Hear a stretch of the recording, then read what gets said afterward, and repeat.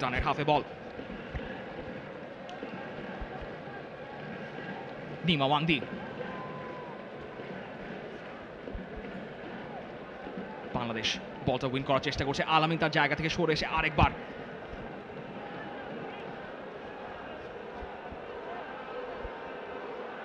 সামনে সাপ্লাই বলের সাত ছুটছিলেন, ভালো একটা সুযোগ ছিল এবং পরে গিয়ে একটা মোটামুটি একটা যোগ হয়ে গেল এবং এই জায়গায় বেশ দামি একটা ফ্রেম। যুব ক্রীড়া মন্ত্রণালয়ের উপদেষ্টা আসিফ মাহমুদ সজীব ভুঁইয়া এবং সমিত সোম দুজন রয়েছেন এই ফ্রেমে। এবং দেখুন, মন্ত্রণালয় থেকে কয়েক মাস আগেই এই আসিফ মাহমুদ সজীব ভুঁইয়া তিনি বলেছিলেন প্রবাসী ফুটবলারদের ক্ষেত্রে সর্বোচ্চ গুরুত্বটা দেয়া হবে, তাদের সেই প্রসেসগুলো যেন সুইফট ট্রেন থেকে। সেই আলোচনা আমরা পরে আসব, কারণ মিতুল সতর্ক এবং বাংলাদেশ গোলটা প্রায় হজম করেই বসেছিল। ফ্রি হেডার, অনেকটুকু দূর থেকে ডাইভিং হেডার এবং আনলাকি ইয়েশি গেলসেন যে তার গোলটা পাওয়া হয়নি। বাংলাদেশ অমার্জনীয় ভুল। জুনিয়র তপু তার পেছন দিয়ে যে ইয়াশি গেলছেন তিনি রান করে এই হেডারটা এত সহজে নিয়ে নেবেন সেটা হয়তো আন্দাজও করা যায়নি। এবং ভুটান একটা গোল পেলেই ম্যাচে ফিরবে, এটা মনে রাখা প্রয়োজন বাংলাদেশের। যেটা বাংলাদেশের জন্য খুব বেশি জরুরি, এই ম্যাচে ক্লিন শিটটা ধরে রাখা জয়ের চেয়েও বোধ হয় কারো কারো জন্য সেটা অনেক বেশি গুরুত্বপূর্ণ। এবং হাভিয়ার কাবরেরা নিঃসন্দেহে এই মোমেন্টটা টুকে রাখছেন, জানিয়ে তিনি আরেকটু পলিশ করার চেষ্টা করবেন তার দলকে। কারণ সিঙ্গাপুর র্যাঙ্কিংয়ে বাংলাদেশের থেকে এগিয়ে, যদিও তাদের রিসেন্ট ফর্মটা খুব একটা আহামরি নয়, তারপরও একটা স্ট্রং কম্পিটিটর এই এশিয়ান কাপের কোয়ালিফায়ারে। এই গ্রুপটায় বাংলাদেশ যে গ্রুপে রয়েছে, হংকং, বাংলাদেশ, সিঙ্গাপুর এবং ইন্ডিয়া।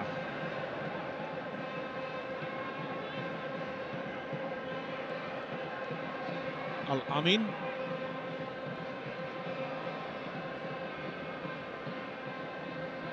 তাকেই আমরা দেখছিলাম।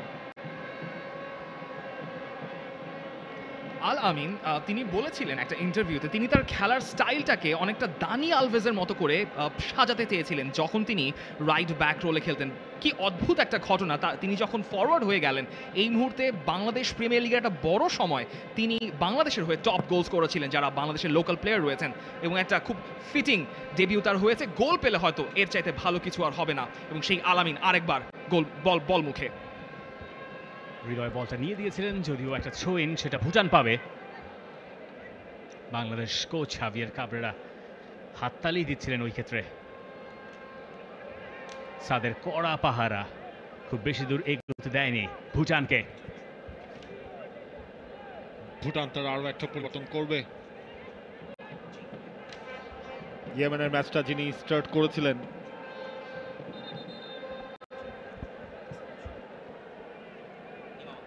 নিমা ওয়াংদি, তিনি উঠে যাচ্ছেন, ভুটানের ক্যাপ্টেন।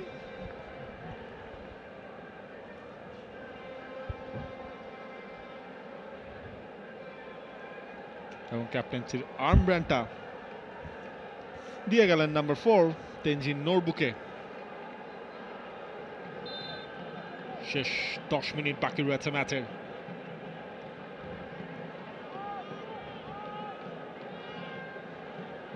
বাংলাদেশ এখনো পর্যন্ত এই ম্যাচে কি পেল, তার ভেতরে হয়তো হামজার গোলটাই সবার আগে থাকবে, কিন্তু আপনি যখন সিঙ্গাপুর ম্যাচের কথা চিন্তা করবেন তখন হয়তো তার চেয়ে বেশি প্রাধান্য পেতে পারে বাংলাদেশের মিডফিল্ড কম্বিনেশনটা।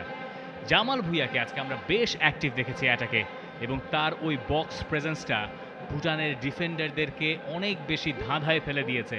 তার স্টার্টিং পজিশন ছিল একটা, এরপরে তিনি যখন বাংলাদেশের পায়ে বল যেভাবে মুভ করছিলেন তার মুভমেন্ট বেশ কবারই ভুটানকে বিপদে ফেলেছে। দুটো বিষয় খুব ভালোভাবে বাংলাদেশের ফার্স্ট হাফে দেখা গিয়েছে। প্রথম কথা হচ্ছে রাইট হাফ স্পেসে বাংলাদেশের কম্বিনেশন প্লেয়ের একটা চমৎকার উপস্থিতি। এই মুহূর্তে ফাহিম ছুটছেন সেই বলটার জন্য, সেটা আপাতত পাওয়া হলো না। হাফ স্পেসে বাংলাদেশের একটা বড় উপস্থিতি পাওয়া গেছে। জামাল, কাজেম এবং তারিক কিংবা কখনো তাজ যখন যে জায়গায় ছিলেন তাদের মধ্যে অ্যাটাকিং কম্বিনেশনের কারণে বক্স প্রেজেন্স কিন্তু বাংলাদেশের বেড়েছিল, এবং একই সঙ্গে হামজার ইন্টেন্সিটির কারণে একটা কালেকটিভ ইন্টেন্সিটি বাংলাদেশের মিডফিল্ডে দেখা গেছে। দুঃখিত হামজার কথা বলতে মাঝে মধ্যে এরকম হতেই হয়। ইন্টেন্সিটি, যাই হোক, সেই কথার ইন্টেন্সিটিতে সেটা বোধহয় কিছুটা এলোমেলো হয়ে গেছে। যাই হোক, আপাতত ম্যাচে ইন্টেন্সিটি খানিকটা কম মনে হতে পারে, কারণ অনেকটুকুই বোধহয় হয়ে গেছে। এবং এই যে চওড়া হাসি রহমতের মুখে এবং হামজা গালে হাত দিয়েই বসে আছেন, ওই পেছনের হাসিটা আপনাকে বলে দিচ্ছে বাংলাদেশ 2-0 গোলে এগিয়ে আছে। হামজা একটা বাজে সময় পার করেছেন গেল এক মাসে।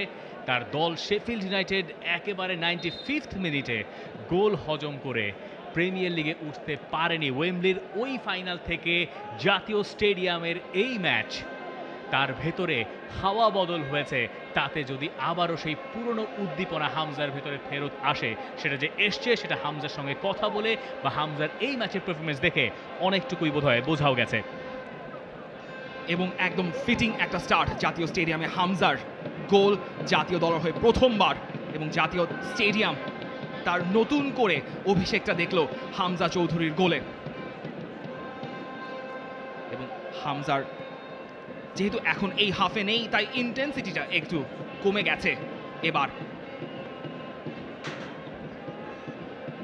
সোহেল, যে ব্যাপারটা দেখে একটু অবাক হচ্ছে যে সোহেল রানা এখনো খেলছেন, তাকে এখনো মাঠে রাখা হয়েছে। সেটা পরবর্তী ম্যাচে বাংলাদেশের পরিকল্পনার কি অংশ সেটা ব্যবচ্ছেদ করা যেতে পারে ওই সোহেলকে এখনো মাঠে দেখার মাধ্যমে। সিঙ্গাপুর ম্যাচের পরিকল্পনায় তিনি কতটুকু আছেন সেটাও একটা দেখার বিষয়। বেশ কজন ফুটবলারকে এরই মধ্যে বিশ্রাম দেওয়া হয়েছে। তার ভিতরে হামজা চৌধুরী আছেন, জামাল ভুঁইয়া আছেন, হাভিয়ার কাবরেরা নিশ্চয়ই সেই ম্যাচের প্ল্যান এরই মধ্যে এঁটে ফেলেছেন।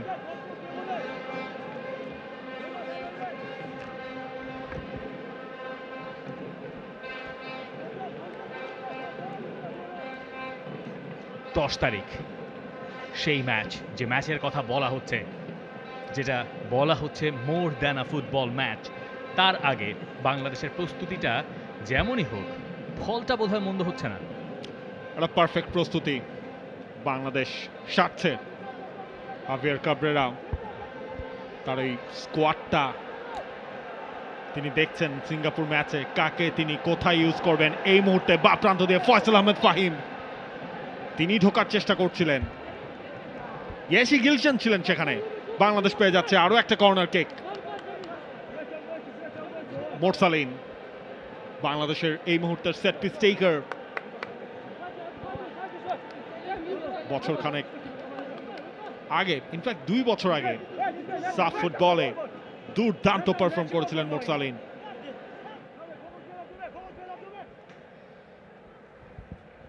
কর্নারটা নেওয়ার আগে বেশ বড় ধরনের একটা শলা পরামর্শ কর্নার ফ্ল্যাগের কাছাকাছি জায়গায় মোরসালিন আর ইব্রাহিম সেরেছেন শর্ট কর্নারই নেবেন কিনা। সেখান থেকে ফিরেছেন, দিয়েছেন ফাহিমকে, ফাহিমের শট এবং হাত উঁচিয়ে তিনি জানান দিলেন তিনি ওই জায়গায় তার কাজটা ঠিকঠাক করে যেতে পারেননি।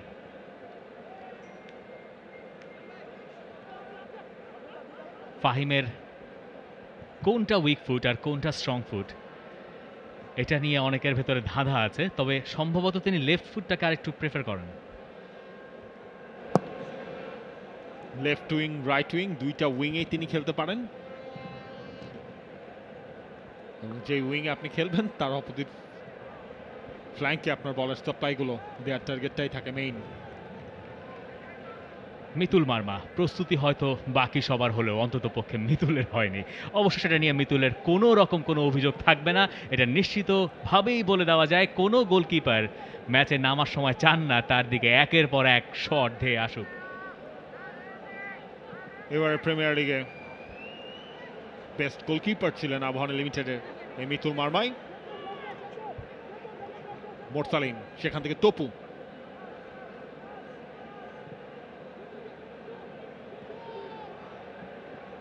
তাজ বাড়িয়েছেন সামনে, ইব্রাহিমের কাটব্যাক, সেটা আটকে গেছে। আলামিন এখনো হাল ছাড়ার পাত্র নন, বলটা কেড়েই নিয়েছেন আলামিন, জায়গা তৈরি করছেন, বলের সাপ্লাইটা দিয়েছেন ডায়াগোনালি সাদউদ্দিন। সাদের শট, বলটা রোল হচ্ছিল, তবে সেটা গেছে ন্যাশনাল স্টেডিয়ামের অ্যাথলেটিক্স ট্র্যাকে। সাদের অবশ্য স্ট্রং ফুট, রাইট ফুট, এবং যদিও তিনি এই ম্যাচে লেফট ব্যাক হিসেবে খেলছেন, লেফট ব্যাক হিসেবে তিনি এর আগেও বহু ম্যাচ খেলেছেন, সেই পায়েই শটটা নিয়েছিলেন। শেষ 5 মিনিটে প্রবেশ করেছি আমরা, একেবারেই মনে হচ্ছে আনুষ্ঠানিকতার কয়েকটা মিনিট বাকি আছে। এই মুহূর্তে বাংলাদেশ এটা করছে, বাংলাদেশের ফরওয়ার্ডরা মোরসালিন, আল আমিন, ফাহিম সবাই ওপরের দিকে প্রেস করছেন। এই প্রেসিংটা পরবর্তী ম্যাচে কতখানি দেখা যাবে সেটা একটা দেখার বিষয়।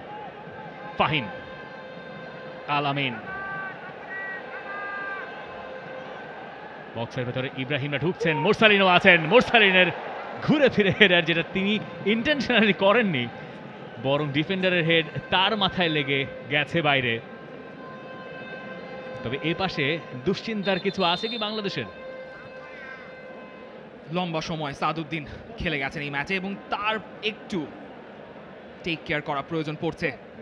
ম্যাচের চলছে 87 মিনিট এবং ফিজিও সেই মেডিকেল অ্যাটেনশনের জন্য ঢুকেই পড়েছেন সাদউদ্দিনকে অ্যাটেন্ড করার জন্য।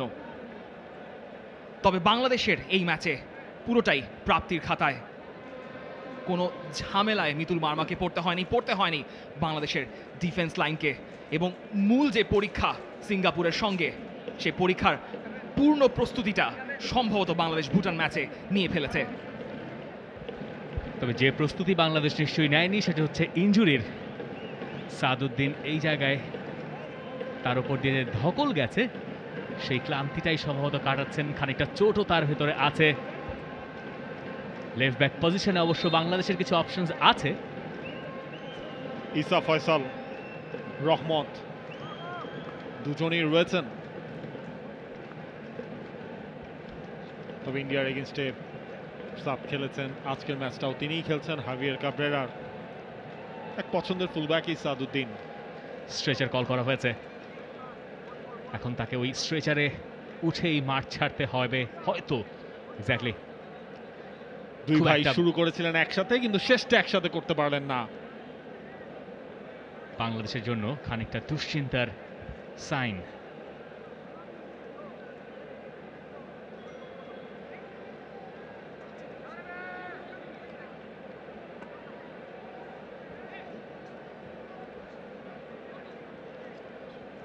তাজ অবশ্য অন্য পাশে এখনো রয়েছেন। যে ব্যাপারটা বরাবরই দেখতে অন্যরকম লাগে সেটা হচ্ছে সাদ আর তাজ যখন একে অন্যের মুখোমুখি হন ক্লাব ফুটবলে, তখন তাদের ভেতরে কোনো রকম কোনো ভ্রাতৃত্ব দেখা যায় না ম্যাচের সময় অন্তত পক্ষে, এবং একে অন্যের সরাসরি প্রতিপক্ষ তারা থাকেন। এবং মানে দুইজনেই অপারেট করেন। আপনি যদি অপারেটর জায়গা ল্যাপিংটা দেখি ম্যাচের সময় একেবারেই শেষের দিকে, শেষ মিনিটে চলে এসেছি আমরা। 2 মিনিট যোগ করা হয়েছিল ফার্স্ট হাফ শেষে, দেখা যাক ক মিনিট যোগ করা হয় 90 মিনিটস পেরিয়ে গেলে।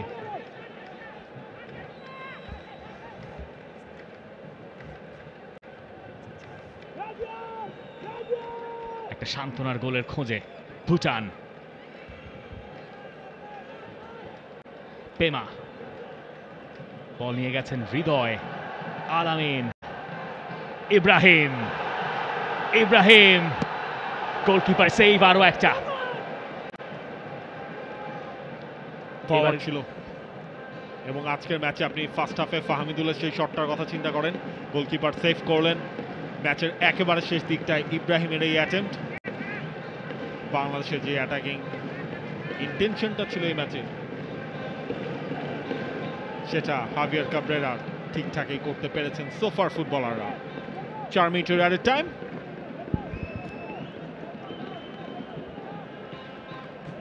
পঁয়তাল্লিশ মিনিট পরে যা দেওয়া হয়েছিল সেটাই 2 দিয়ে গুণ দিয়ে যা হয়েছে। নিয়ম অবশ্য এমন নয়, 4টা মিনিট রেফারি তার ঘড়ি থামিয়ে রেখেছিলেন। মাঝে কিছু ইনজুরি হয়েছে, বেশ কিছু বদল হয়েছে, এই সময়টাই যোগ করা হয়েছে। দর্শকরাও বোধহয় এই ম্যাচের ফল জেনে গেছেন, আর স্টেডিয়াম থেকে আগে ফিরতে পারলে একটু আগে বাড়িও যাওয়া যায়, সেই চিন্তা মাথায় রেখেই গ্যালারিও ধীরে ধীরে খালি হতে শুরু করেছে। তবে বাংলাদেশ সিঙ্গাপুর ম্যাচে এই দৃশ্য আপনি নাও দেখতে পারেন। সিঙ্গাপুরের ম্যাচটা বাংলাদেশের জন্য একটা বড় litmus test AFC Asian cup কোয়ালিফায়ার্সের।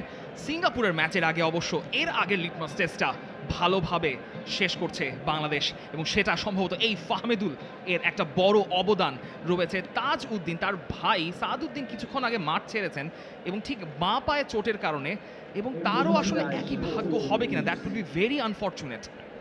এবং যেভাবে তাজউদ্দিন টানটা খেলেন, এটা মোটেই ভালো কোনো সংকেত নয়।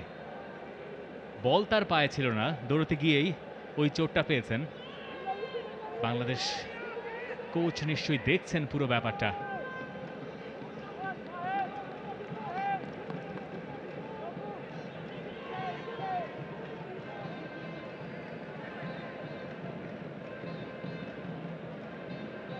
বাংলাদেশের এএফসি এশিয়ান কাপ কোয়ালিফায়ার্সের গ্রুপে আছে হংকং, আছে সিঙ্গাপুর, আছে ইন্ডিয়া, যে হংকংকে 2023-এ হারিয়ে দিয়েছিল ভুটান।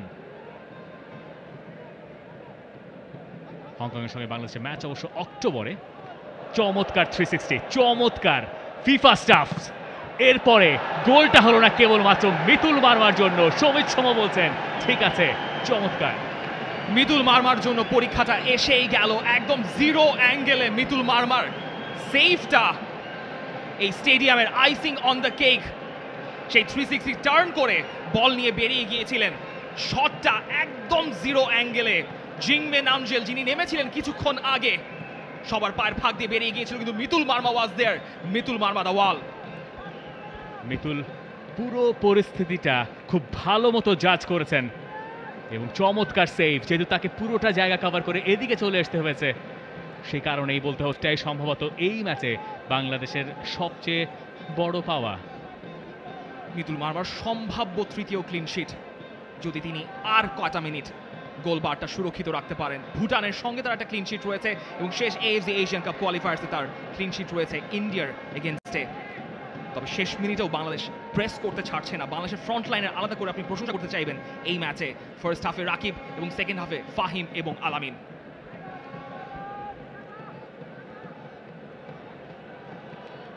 একেবারে শেষ মিনিটে আমরা মিতুলের যে সেভটা আমরা দেখলাম, তার আগে এই কারিগরি হুট করেই মনে হলো যে ওয়ার্ল্ড ক্লাস মোডে আপনি যদি ফিফাটা খেলেন, মাঝে মধ্যেই আপনি অপোনেন্টের কাছ থেকে এই ধরনের একটা অ্যাটেম্প্ট খেয়ে যান। মিতুল মারমা গতকালকে যখন ট্রেনিং করছিলেন, তার রিফ্লেক্স ট্রেনিংটা করাচ্ছিলেন বাংলাদেশের গোলকিপার কোচ। সেই রিফ্লেক্স ট্রেনিংয়ে যথেষ্ট ভালো তিনি করছিলেন, এবং সেই রিফ্লেক্সের কারণেই সম্ভবত তিনি বুঝতে পেরেছিলেন পরিস্থিতি কোন দিকে যাচ্ছে, তাই তিনি তার অ্যাঙ্গেল পরিবর্তন করে সেই জায়গাটায় সেভটা করেছেন। We're into the last minute. Fahim বলটা বিপজ্জনক জায়গায় যেতে দেননি রাইট ফ্ল্যাঙ্ক থেকে। গোলকিপার গেলশিন লঞ্চ করবেন, হয়তো না লঞ্চ করেননি, দিয়েছেন ডিফেন্ডারকে। এবং রেফারি জানিয়ে দিলেন সময় আর নাই। 2-0 গোলে বাংলাদেশ জিতল ভুটানের বিপক্ষে। কেবলই একটা প্রস্তুতি ম্যাচ, এখানে শুরু নয়, এখানে শেষ নয়, কেবলই এক প্রস্তুতি ম্যাচ। বাংলাদেশের আসল পরীক্ষা সিঙ্গাপুরের বিপক্ষে। তবে সেই ম্যাচের আগের ক্ষণ গণনা, সেই গণনায় বাংলাদেশ পেল বড় স্বস্তি, বাংলাদেশ পেল নতুন প্রেরণা। ফার্স্ট হাফে হামজা চৌধুরীর হেডারে এগিয়ে গিয়েছিল বাংলাদেশ। ঘরের মাঠে হামজার অভিষেকের গোল, জামাল ভুঁইয়ার অ্যাসিস্ট থেকে। এরপরে সেকেন্ড হাফে সোহেল রানার ওয়ান্ডার স্ট্রাইকে 2 গোলের লিড নেয় লাল সবুজরা। সেই ব্যবধানটা শেষ পর্যন্ত তেমনই থেকেছে। ম্যাচের শেষ দিকে গিয়ে মিতুল মারমা করেছেন দারুণ সেভ।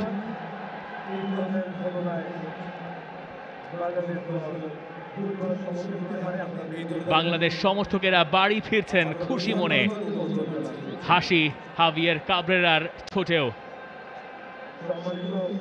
কি চমৎকার দৃশ্য মাঠের এ পাশটায়। ফাহমিদুল তার সম্ভবত, আমি জানি না কার সঙ্গে, গলা মেলাচ্ছেন। হামজা চৌধুরী ওদিক দিয়ে সেলফির আবদার মেটাচ্ছেন।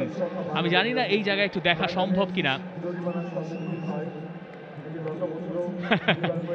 কত শত সেলফি আবদার যে মিটিয়েছেন হামজা, সম্ভবত একটা গিনেস বুক অফ ওয়ার্ল্ড রেকর্ডও। হৃদয়, জামাল, সোহেল রানা, তপু, তারেক, আল আমিন সবাই মিলেই জিতিয়েছেন বাংলাদেশকে।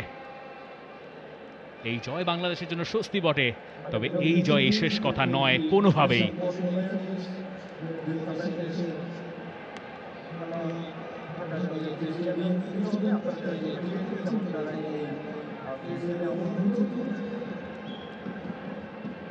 এই স্টেডিয়ামেই 10 তারিখ বাংলাদেশ ভার্সেস সিঙ্গাপুর, সরাসরি টি স্পোর্টসে। জামাল ভুঁইয়াও আজকে দারুণ এক ম্যাচ খেলেছেন, হামজার গোলে অ্যাসিস্ট ছিল তার। হামজা ভুটানের সবার সঙ্গে হাত মিলিয়ে এবার হাত মেলাচ্ছেন নিজের দলের ফুটবলারদের সঙ্গে। তবে যেটা বাংলাদেশের সমর্থকরা দেখতে চেয়েছিলেন হামজা চৌধুরী বাংলাদেশের অ্যালিজিয়েন্স ঘোষণা করার পর, তবে full time score line Bangladesh 2 Bhutan 0, Hamza Dewan চৌধুরীর 6ষ্ঠ মিনিটের গোলে সেই ঘটনাটার দেখাই মিলে গেল বাংলাদেশের। জামাল ভুঁইয়ার বানিয়ে দেওয়া বল, হামজা চৌধুরীর ফিনিশ এবং সেকেন্ড হাফে সোহেল রানার 49 মিনিটের wonder strike. For more updates, subscribe to our YouTube channel and click on the bell icon.